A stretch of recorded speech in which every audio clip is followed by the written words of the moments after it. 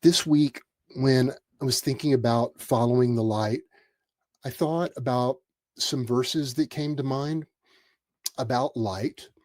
It's clear that light is really important to God. So, us studying that, especially in the context of mindful photography, is a big deal.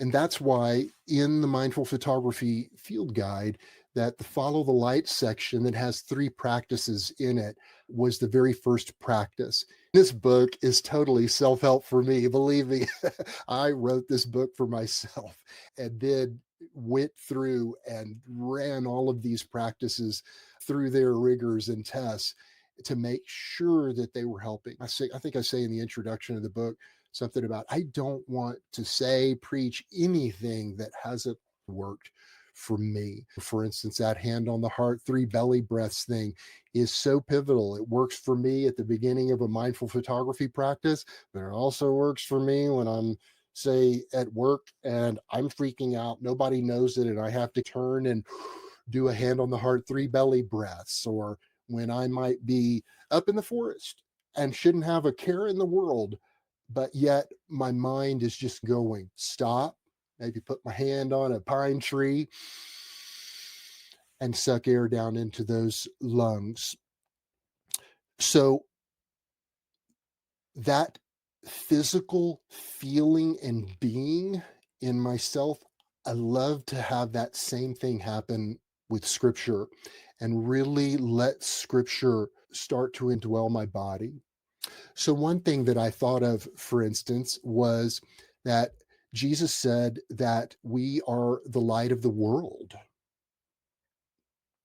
And it's wild too, because it also says that Jesus is the light of the world.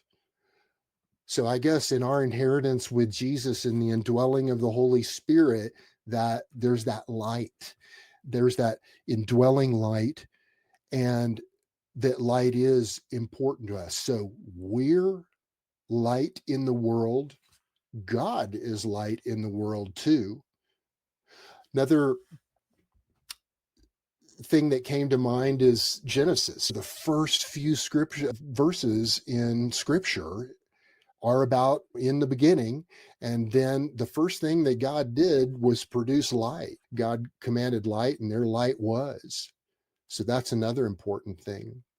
And then another scripture that came to mind, I'm going to actually read it because it's a little longer than what I have memorized, but it's so much a part, these ideas of my healing, my soul, and the inspiration for the field guide. Because the third practice in the field guide is to shine our light and bless someone. And so that's the step one, two, three. The first is being present with our body and surroundings, then capturing the present moment, and then three of shine our light and bless someone. So here's that concept of letting God's love and light go through that and pour out onto someone else, right? So check out how influenced that was by this verse in Matthew. You, and let me just say it to you right now, okay? Will you take this into your spirit?